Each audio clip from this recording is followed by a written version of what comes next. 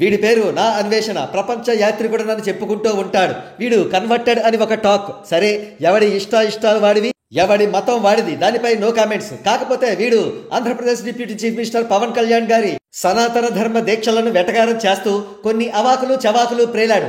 ఏం ప్రేలాడంటే, నేను హిందువునే, మనసు బాగోకపోతే గుడికి వెళ్తాను, దండం పెట్టుకుంటాను, బొట్టెట్టుకుంటాను, ప్రసాదం తింటాను, అంతేగాని సనాతన ధర్మం బొంగు బోషానం అని మాత్రం అనను అని ఇండైరెక్ట్ గా పవన్ కళ్యాణ్ గారిపై సెటైర్ వేశాడు ఈ ప్రబుద్ధుడు.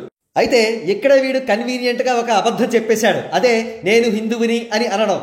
సరే, వీడు ఏ మతస్థుడు అయినప్పటికీ కూడా ఫర్ టైం బీయింగ్ హిందువుగానే భావిద్దాం. రేయ్, నువ్వు ఒక గొట్టం గాడివి కాబట్టి నువ్వు దండం ఇంట్లో పెట్టుకున్నా, గుడికెళ్ళి పెట్టుకున్నా, నీ బాత్రూంలో పెట్టుకున్నా, ఎక్కడ పెట్టుకున్నా సరే నిన్ను దేకివాడు ఎవడో ఉండడు. కానీ పవన్ కళ్యాణ్ గారు అలా కాదు కదా. సనాతన ధర్మ దిక్సూచి, ఒక గొప్ప లీడర్. మరి ముఖ్యంగా నీలాంటి దేశ ద్రోహులను, పేటీఎం కుక్కలను, తుచ్చులను దేశానికి మీరెవరూ అపకారం తలపెట్టకుండా రక్షించడానికి వస్తున్నాడనేగా మీ బాధ, మీ ఆక్రోశం, మీ ఆవేదన, మీ ఏడుపు. రేయ్, నీ బ్రతుక్కి తిన్నామా, దేశాలు తిరిగామా, వీడియోలు చేశామా, అంతే.